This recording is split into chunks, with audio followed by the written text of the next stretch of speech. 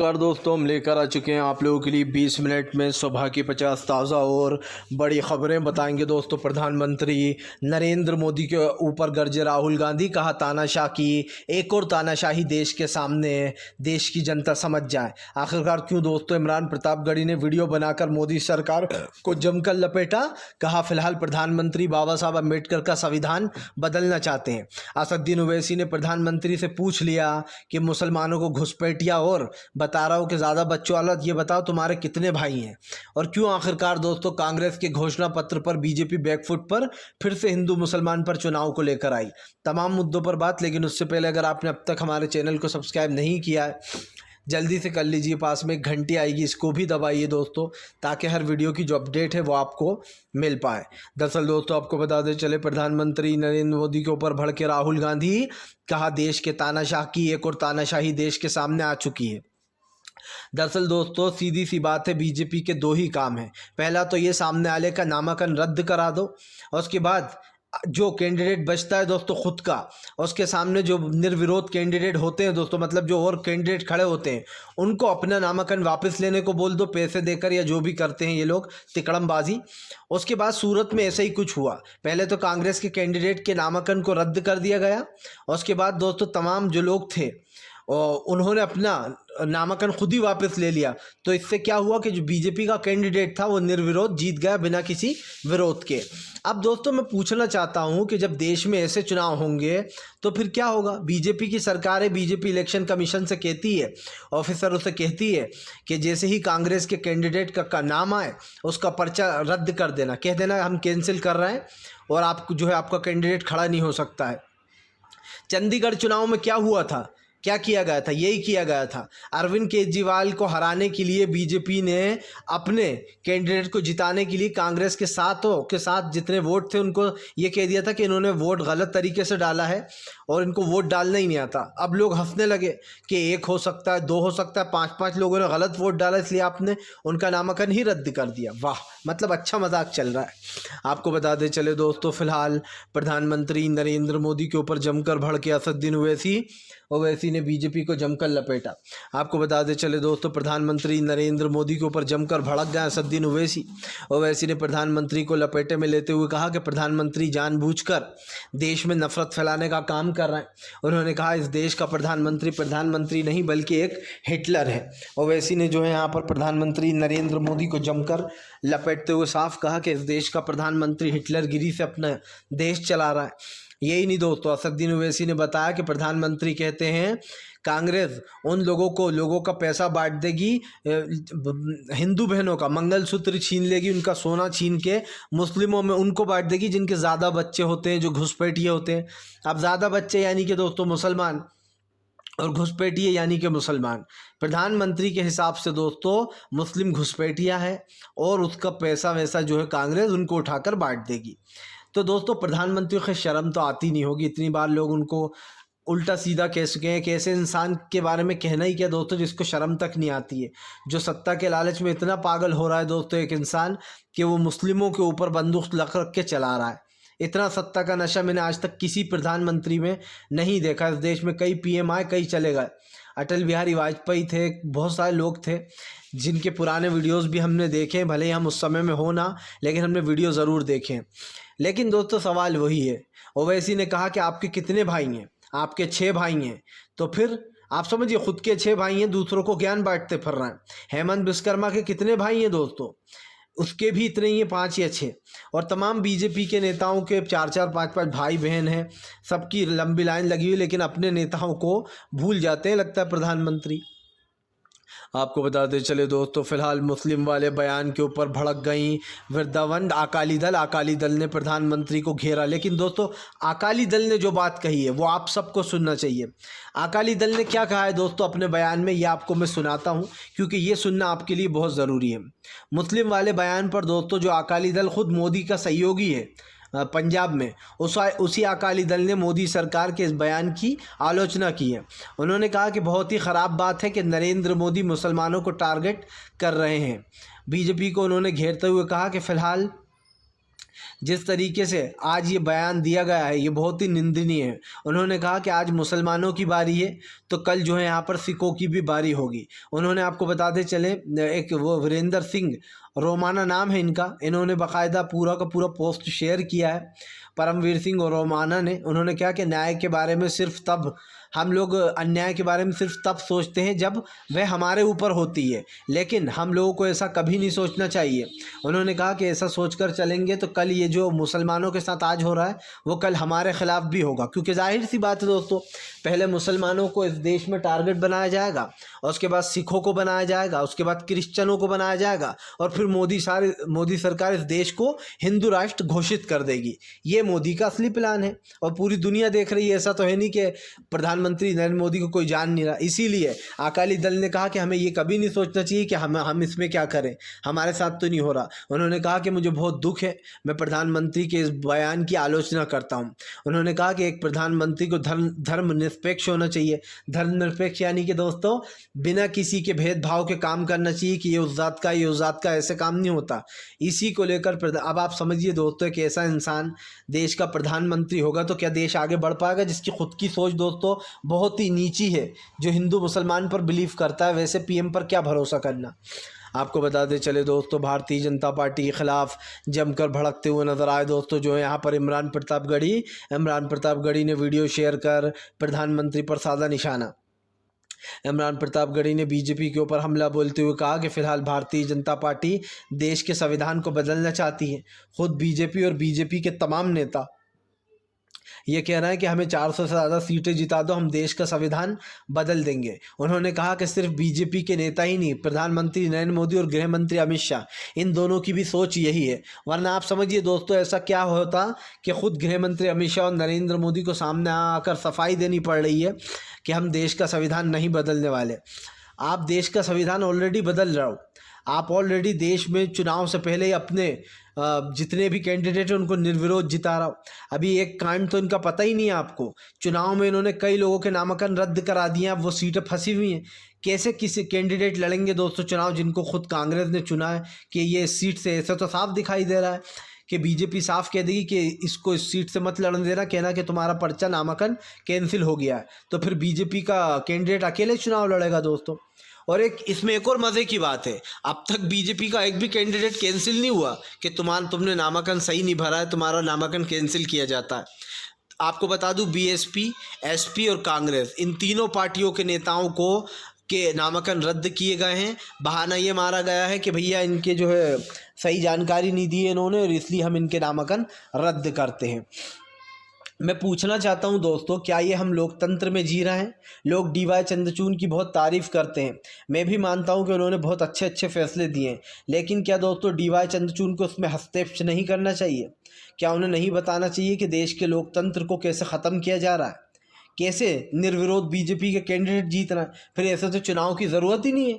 अगर बीजेपी विपक्ष के चुने हुए कैंडिडेटों को दोस्तों नामांकन रद्द कराएगी तो फिर वो लड़ेंगे कैसे चुनाव? फिर तो बीजेपी का ऐसी बात है दोस्तों, जो लोग देश में इस तरीके की चीज़ें कर रहे हैं या जिनको संविधान बदलना है वही इस तरीके की बातें करते हैं। इसी को लेकर जमकर भड़ास भी निकाली है कि भैया निर्विरोध अगर जीतना है तो चुनाव कराओ मत। सीधे दोस्तों ये कह देना चाहिए कि हम जो चुनाव नहीं कराएंगे। ये क्या मतलब होता है? कैंडिडेट को खड़ा किया जा रहा है और सामने वाले जो विपक्ष की सीटें हैं उनको खाली कराने के लिए उनके नामांकन कैंसिल हो रहा है। इसका तो यही मतलब है दोस्तों कि जितने भी ऑफिसर्स हैं वो चुनाव आयोग के लिए नहीं बल्कि बीजेपी के लिए काम कर रहे हैं और जो बीजेपी उनसे कह रही वही कर रहा है। आपको क्या लगता है ये चुनाव की तारीखें जो तय की गई हैं ये बड़ी ही चालाकी से की गई हैं? कल हनुमान जयंती थी दोस्तों, इससे पहले रामनवमी थी, क्यों त्योहारों के बीच में ये तारीखें आई हैं? आप मोदी सरकार के माइंड को समझिए। हिंदुत्व के लिए ये बाकायदा तारीखें चुनाव आयोग ने तय की हैं और ये इल्ज़ाम हम नहीं लगा रहे हैं, ये ममता बनर्जी ने लगाया था। आपको बताते चले दोस्तों, फिलहाल भारतीय जनता पार्टी के ऊपर जमकर भड़कती हुए नजर आई दोस्तों जो यहाँ पर प्रियंका गांधी ने बीजेपी को जमकर लपेटा। दरअसल आपको बताते चले प्रियंका गांधी ने मोदी सरकार पर हमला बोलते हुए कहा कि अगर आप लोग सच में देश से प्यार करते हैं और अगर आप चाहते हैं कि आपको एक अच्छी शिक्षा मिले, रोज़गार मिले और बेरोज़गारी दूर हो तो इंडिया गठबंधन को सपोर्ट करिए। प्रियंका गांधी ने कहा कि पहले ही चरण के चुनाव में मोदी सरकार चुनाव हार गई है, इसीलिए अब वो वापस से उसके पुराने एजेंडे हिंदू मुसलमान पर आ गई है। अगर देखा जाए दोस्तों तो बीजेपी के लिए धर्म की राजनीति बहुत महत्व रखती है। अब तक वो धर्म को बीच में नहीं ला रही थी, उसे लगा चलो प्रचार करते हैं, लेकिन जैसे ही दोस्तों वो पहला चरण हारी, वैसे ही मोदी सरकार को इस बात की आहत हो गई कि अब की बार मैंने हिंदू मुसलमान नहीं करा है और अब तो कुछ करना पड़ेगा, वरना दूसरा चरण भी गया हमारा।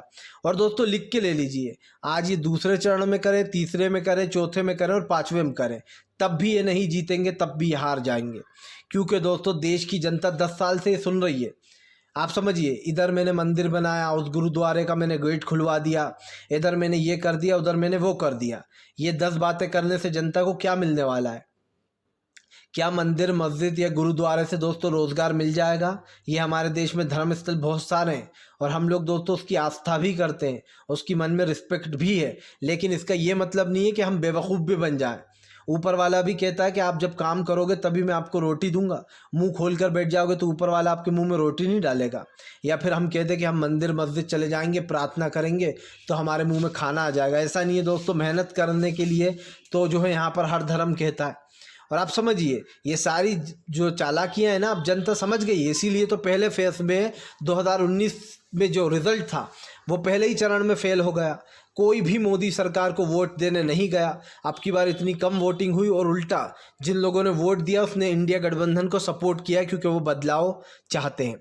मैं तो सिर्फ एक ही बात बोलूँगा दोस्तों, देश में अगर चाहते हो कि देश की सत्ता बदले, देश में सच में प्रियंका गांधी जो कह रही हैं कि आज पेपर लीक हो रहा है, पढ़ाई दोस्तों 10 गुनी बढ़ जाएगी, लोगों को मेहनताना मिलेगा, काम मिलेगा और हमें एक नए विकल्प दोस्तों चुनना चाहिए। इंडिया गठबंधन एक नया विकल्प है सबके लिए, क्योंकि इसमें बहुत सारी पूरी देश की पार्टियां मिली हुई हैं। जब ये लोग सब मिलकर देश के बारे में सोचेंगे तो जाहिर सी बात है दोस्तों कोई बड़ी चीज़ करेंगे और देश के लिए वो लाभदायक होगी। आज जैसे कांग्रेस का घोषणा पत्र है, इंडिया गठबंधन का घोषणा पत्र है, उसमें कितनी अच्छी बातें की गई हैं कि हम हर गरीब महिला को 1 लाख रुपए महीना देंगे, यानी कि दोस्तों महीने का 8,500 रुपये। अब आप समझ सकते हैं कोई सी सरकार ने अभी तक ऐसी घोषणा नहीं की थी। मोदी सरकार को 10 साल होगा लेकिन कुछ नहीं किया देश के लिए। आपको बताते चले दोस्तों, फिलहाल बीजेपी की बड़ी एक और मुश्किल है। असदुद्दीन ओवैसी ने चल दी चाल दोस्तों, अपनी सीट पर बैकअप प्लान के लिए अपने भाई जो है अकबरुद्दीन ओवैसी को उतार दिया है उसी सीट से जिससे खुद लड़ रहा है। दरअसल दोस्तों हैदराबाद की सीट VIP सीट मानी जाती है और वहाँ पर असदुद्दीन ओवैसी के जीतने की उम्मीदें 100% होती है। लेकिन अब की बार बीजेपी ने माधवी लता को चुनाव मैदान में उतारा है ओवैसी के सामने। अब ओवैसी ने दोस्तों अपने ही भाई को अपने खिलाफ उतार दिया है, ऐसी खबरें चलाई जा रही हैं, लेकिन ये खबरें झूठी हैं दोस्तों। दरअसल असदुद्दीन ओवैसी ने दोस्तों अपने भाई को बैकअप की वजह से उतारा है इस चुनाव में। बैकअप प्लान मतलब दोस्तों मान लीजिए कि चुनाव आयोग जैसे उसने BSP, कांग्रेस और SP के नेताओं को दोस्तों ये कह दिया कि हम आपका नामांकन रद्द कर रहे हैं, आप जो है नहीं लड़ सकते सीटों से चुनाव यहाँ से। वैसे ही दोस्तों अगर ओवैसी के साथ भी चालबाजी करी बीजेपी ने, तो बीजेपी के चालबाजी के खिलाफ ओवैसी ने अपने भाई अकबरुद्दीन ओवैसी को बैकअप में ले रखा है कि अगर किसी कारण के वश वो चुनाव नहीं लड़ पाए तो उनकी जगह उनके भाई अकबरुद्दीन ओवैसी चुनाव लड़ेंगे। तो यहाँ पर ओवैसी ने दिमाग की खेली है दोस्तों, क्योंकि सबको पता चल गया है कि बीजेपी अब ये कर रही है। अब उसे पता चल गया है कि वो चुनाव हार रही है दोस्तों, तो वो जगह जगह जितने भी विपक्ष के लोग हैं उनके नामांकन को रद्द करा रही है। अब दोस्तों जाहिर सी बात है, किसी ने किसी कैंडिडेट को चुना है तो पहले गहरा उस पर अध्ययन हुआ है और उस पर सोचा समझा गया है, फिर कहीं जाकर उसको उस सीट से उतारा गया है। और यही चीज़ बीजेपी को पसंद नहीं आ रही है कि कांग्रेस दिग्गजों को उतार रही है सीटों पर बीजेपी के सामने। इसलिए बीजेपी ने अब एक नया मंत्र दे दिया चुनाव आयोग के परिंदों को कि देखो भैया, सीधी बात है, ज़्यादा से ज़्यादा लोगों के नामांकन रद्द करो और साफ कहो कि भैया तुम चुनाव नहीं लड़ सकते, तुम्हारी ये इन्फॉर्मेशन गलत है या तुमने गलत जानकारी दी है। तमाम चीज़ें हैं जो ये दोस्तों चुनाव आयोग कर रहा है और ये आप भी जानते हैं कि फ़िलहाल वो ऐसा क्यों कर रहा है। आपको बताते चले दोस्तों, प्रधानमंत्री नरेंद्र मोदी के ऊपर जमकर भड़कते हुए नजर आई दोस्तों। जो है यहाँ पर ममता बनर्जी बोली चुनाव आयोग नहीं बल्कि भाजपा आयोग बन चुका है। अब चुनाव आयोग पर किसी को भरोसा नहीं है। दरअसल दोस्तों, चुनाव आयोग बीजेपी के एजेंडे पर काम कर रहा है और चुनाव आयोग दोस्तों बीजेपी को जिताने के लिए ईन पीन पौने तीन का सहारा ले रहा है। सिंपल सी बात है, ममता बनर्जी ने कहा कि हर बार चुनाव की तारीखें पहले रखी जाती थी, लेकिन अब की बार बीजेपी को पूरा मौका दिया गया है दोस्तों। चुनाव के बीच में दोस्तों धार्मिक त्योहारों का मेला लगा हुआ है और बीजेपी को इससे कितना फ़ायदा होता है ये आपको बताने की ज़रूरत नहीं है। अभी रामनवमी आई थी, कल हनुमान जयंती थी दोस्तों। बीजेपी के पहले चरण के चुनाव में रामनवमी, दूसरे चरण के चुनाव में हनुमान जयंती। किसको फ़ायदा होगा दोस्तों? बीजेपी हालांकि ऐसा वो सोच के बैठी कि उसको फ़ायदा होगा, लेकिन होगा नहीं। इसलिए नहीं होगा क्योंकि अब तो जनता समझ ही चुकी है कि बीजेपी करना क्या चाह रही है और वो ऐसा क्यों कर रही है। ये मैं सिर्फ आपको इसलिए बता रहा हूँ कि ममता बनर्जी ने यह आरोप लगाया बीजेपी के ऊपर कि जो चुनाव आयोग है उसने बीजेपी को प्रचार करने का पूरा समय दिया है। जानबूझकर धार्मिक त्योहारों के बीच में चुनाव रखे गए ताकि बीजेपी इनको भी मुद्दा बना सके दोस्तों, मंदिर में जा सके, पूजा कर सके और लोगों को ये दिखे अरे वाह नरेंद्र मोदी कितने अच्छे हैं। अब तो देश की जनता आंखें खोल ले तो ही अच्छा है दोस्तों, क्योंकि जैसा पहले चरण में बीजेपी का हाल हुआ है वैसे ही अगर दूसरे चरण में भी हो गया, तीसरे में भी हो गया, फिर बीजेपी चुनाव नहीं जीत पाएगी, फिर तो बीजेपी का जाना तय है। हालांकि हैशटैग तो पहले से ही चल रहा है सोशल मीडिया पर, हैशटैग मोदी तो गियो। मोदी सरकार दोस्तों साम दाम दंड भेद ये चारों चीज़ों का यूज़ कर रही है चुनाव में बने रहने के लिए, और उसने हिंदू मुसलमान के मुद्दे को फिर उठा दिया है। मैं तो हैरान हूँ कि क्या सच में इस देश का प्रधानमंत्री हिंदू मुसलमान खुलेआम कर सकता है, और वो भी देखने को मिल ही गया कि हाँ भैया कर सकता है खुलेआम। आपको बताते चले दोस्तों, शरद पवार का प्रधानमंत्री नरेंद्र मोदी के ऊपर बड़ा हमला। एनसीपी नेता शरद पवार ने मोदी सरकार के खिलाफ खोला मोर्चा। दोस्तों कभी एनसीपी नेता शरद पवार ने प्रधानमंत्री को जेल जाने से बचाया था, और मनमोहन सिंह साहब और खुद शरद पवार ने कहा था कि मोदी जी को जेल नहीं जाना चाहिए, हम उनको बचाएंगे। ये माफिया तबका है दोस्तों जब गुजरात दंगे हुए थे और उस दौरान की ये बात है। आपको बताते चले, आज शरद पवार की ही पार्टी तोड़कर प्रधानमंत्री ने अजीत पवार को दिला दी। चुनाव आयोग से साफ कह दिया कि भैया सिंबल और नाम अजीत पवार को देना, असली एनसीपी वो है। जैसे शिवसेना के साथ किया, उद्धव का नाम वाम छीन के एकनाथ शिंदे को दे दिया, वैसे ही दोस्तों शरद पवार के साथ किया गया। शरद पवार ने पीएम पर हमला बोलते हुए कहा कि मैं बहुत चिंता में हूँ। शरद पवार ने कहा कि मैं बहुत चिंता में हूँ, कहीं भारत को नया पुतिन ना मिल जाए। पुतिन यानी कि दोस्तों रूस का राष्ट्रपति। पुतिन के सामने आपको पता ही है क्या होता है, अगर कोई खड़ा होता है तो उसको मरवा देते हैं पुतिन, उनके सामने कोई चुनाव लड़ने खड़ा होता है तो, या फिर अगर वो मरवाते नहीं है दोस्तों तो उसको हरवा दिया जाता है। ये दो चीज़ें जो है यहाँ पर पुतिन करते हैं। जाहिर सी बात है दोस्तों पुतिन कभी भी रूस के पद से हट नहीं पा रहे हैं। और दोस्तों जब इस तरीके की तानाशाही होगी देशों में कि जो एक बार खड़ा हो गया या फिर जो एक बार डट गया वो डट गया, अब उसे कोई नहीं हटा सकता है। यही प्रधानमंत्री इस देश में करना चाह रहा है। प्रधानमंत्री को इस चीज़ का लालच है कि वो कभी भी सत्ता से बाहर ना जाए, हमेशा फ्री में विदेशों में घूमते रहे, बड़ी बड़ी कारों में घूमे दोस्तों, और मस्ती मज़े होते रहे, जनता जाए बाहर चूल्हे में। जनता का कुछ नहीं है, खुद अपने ऐशो आराम के लिए नरेंद्र मोदी तीसरी बार सत्ता में आना चाहते हैं। जिन लोगों ने 10 साल में कुछ नहीं किया वो दूसरों को अब जुमले दे रहे हैं कि हम इस बार आकर और अच्छा काम करेंगे। वाह भैया, मतलब 10 साल में तो कुछ हुआ नहीं है, तो लोगों को यही पाठ पढ़ा दो कि इस बार और जिता दो हमें। आपको बताते चले दोस्तों, फिलहाल भारतीय जनता पार्टी के ऊपर जमकर गरजे तेजस्वी यादव। तेजस्वी बोले प्रधानमंत्री नरेंद्र मोदी के सामने हाथ जोड़ चुका हूं मैं, हाथ तक जोड़ लिए हैं कि प्रधानमंत्री जी मुद्दों की बात करिए, देश को बांटिए मत, देश में नफरत मत फैलाइए। दरअसल दोस्तों इतना ख़तरनाक तो मुझे लगता है हिटलर भी नहीं था यार। हिटलर लोग कहते ज़रूर है प्रधानमंत्री को, लेकिन मुझे लगता है कि हिटलर भी फेल है प्रधानमंत्री के आगे तो, क्योंकि प्रधानमंत्री को वो जो एक्टिंग आती है, शाहरुख सलमान से अच्छी एक्टिंग प्रधानमंत्री करते हैं, आंखों में 4 आंसू लाकर लोगों को बेवकूफ़ बना देते हैं। और जब गरीबों की, किसानों की, मजदूरों की बात आती है तो प्रधानमंत्री का एक जुमला तैयार होता है, और वो क्या जुमला है दोस्तों कि ना खाऊंगा ना खाने दूंगा, सबका साथ सबका विकास। उल्टा हो गया ये नारा, अब तो मैं भी खाऊंगा और दूसरों को भी खिलाऊंगा। और जो कुछ बचेगा वो अडानी और अंबानी को पिलाऊंगा दोस्तों। सीधी सी बात है। अडानी और अंबानी क्यों इतने खुश रहते हैं? क्योंकि उनके जो दोस्त हैं माननीय मित्र प्रधानमंत्री, वो उनके ऐश कराए में। फ़िलहाल अगर अब भी थोड़ी सी भी शर्म बाकी है तो इंडिया गठबंधन